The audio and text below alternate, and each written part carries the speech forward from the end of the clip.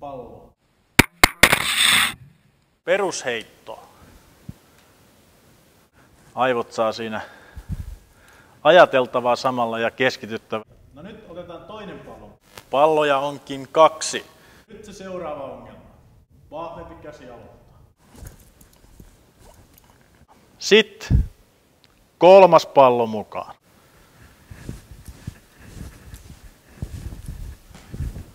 Down. Heitin 3 palloa, otin kiinni 2. Älkää tehkö näin. Teen sen uudestaan.